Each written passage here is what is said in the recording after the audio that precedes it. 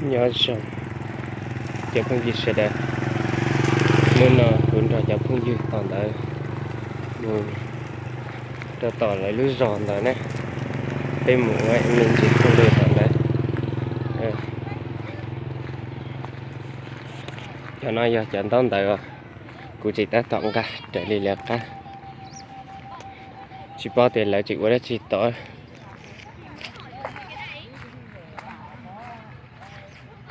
để lưới giòn này xuống cơ để nó nhớ trâu lưới xanh xanh là huyện Mộc Châu này lưới mường Mộc Châu dạ Mộc Châu nhớ đợi tới chưa nhân lai ạ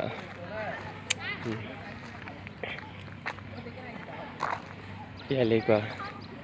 lại một say lại qua hơi lự thêm nung lại xe lại ở đây chỉ lại thì nó tao hào xí ạ còn này chỉ mới hai kia giờ đi nó xí cứ chung kì để nó một lâu chi lưu giò này chị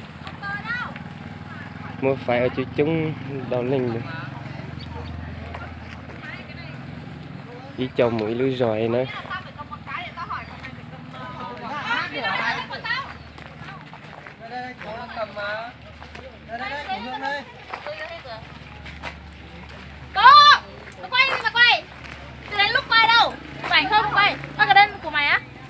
đâu 1, 2 thiết của tao đâu 3, 4, 5, 6 cái. Ok, phía trước còn 4 này mình dùng 2 cái thôi mà đó.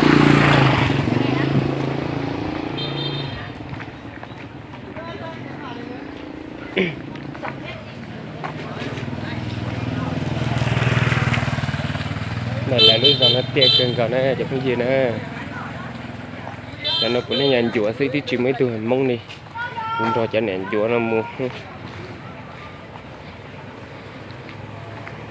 thì chỉ lúc giờ nó cứ dần chùa thế sẽ cũng là cái có lo cái chỉ bao lường chùa thế chị kinh lại mù xe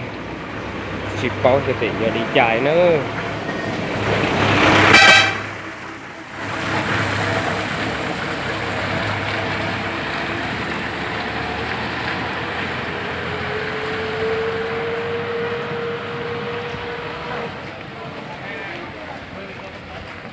anh Tuấn này không có bút đâu mình không có bút